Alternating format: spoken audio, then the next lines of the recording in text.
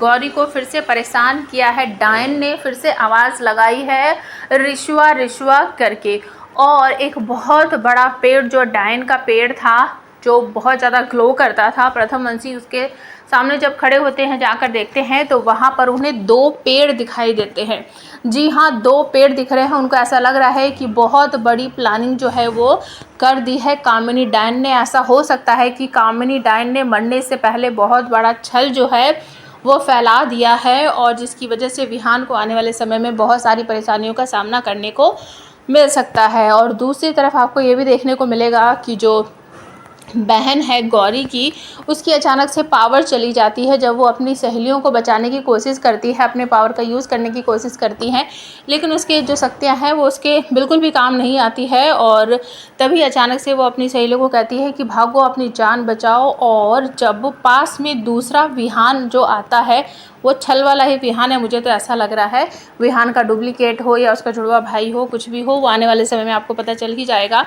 तो जैसे ही वो आता है और अपनी जो मैजिक वो यूज़ करता है केसर का, तो जैसे ही केसर अपने हाथ ऊपर करती है तो जो है वो काम करने लगती है। और उस आग से जब वो एक लड़के को जाकर पकड़ती है जो कि उसकी फ्रेंड को ज़बरदस्ती करके गाड़ी में बैठा कर ले जा रहा था, तो उसका हाथ जलने लगता है और वो तब कहती कि आओ मैं तुम्हें सबक सिखाती हूँ, बहुत परेशान कर रहे थे ना हमें।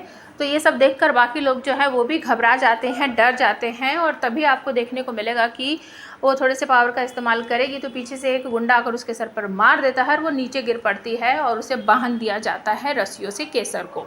तो केसर के पीछा कर रहा है वो दूसरे वाला विहान, और आपको देखने को मिलेगा कि उसके पास भी जो पावर है वो भी कुछ अग्नि जैसे ही हैं, आग के ही पावर है। और अपना पावर का इस्तेमाल करके वो जितने भी गुंडे शुंडे रहते हैं सब कुछ चुटकियों में इधर से उधर फेंक देता है और उन्हें कहता है कि मैं तुम्हारा बाप हूँ, इसलिए मुझसे दूर हट जाओ, मुझसे डरो।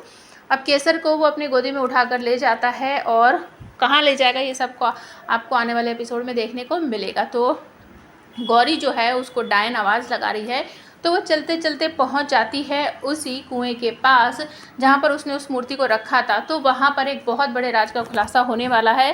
कामिनी डायन जो है वो बताने वाली है गौरी को कि तुम्हारे माँ बाप का असली खूनी ना इसी घर में रहता है, और वो कौन है वो मैं तुम्हें बताती हूँ। लेकिन गौरी मना कर देती है कि नहीं, मुझे तुम्हारी बातों पर बिल्कुल भी यकीन नहीं है। तो डायन कहती है कि ठीक है, तुम्हें मेरी बातों पर यकीन नहीं है ना, तो अपनी आंखों से देख लो।